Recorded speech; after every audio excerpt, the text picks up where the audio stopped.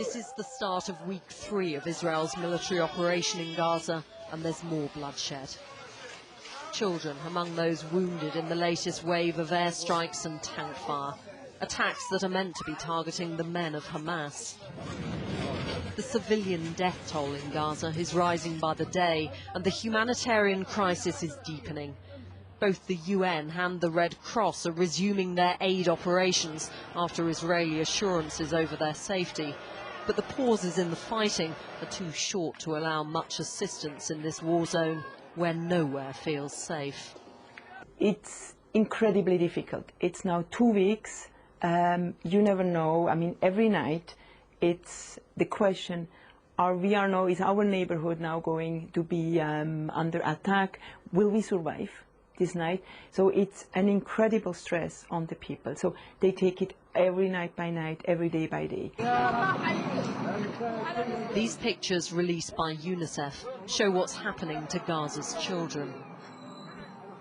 They're trapped and terrified.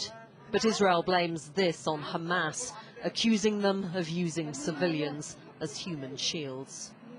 The Hamas over the last 2.5 years, instead of investing in health, education and welfare, built an incredible infrastructure, homes, mosques, within the civilian landscape. We're trying to remove as much of that as possible.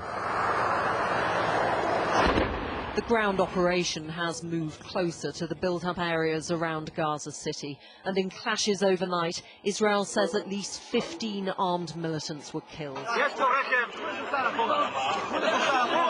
Hamas is still firing rockets into Israel, spreading terror through the southern communities, but the number of attacks has fallen in the past 24 hours. The hopes for a ceasefire now rest on the faltering talks in Cairo. The Palestinian President Mahmoud Abbas is there and pressing for an end to the fighting.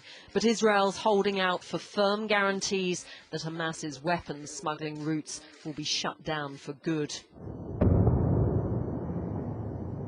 Until then, the assaults from the air and the ground will continue. And there's still the chance of an Israeli escalation before this comes to an end.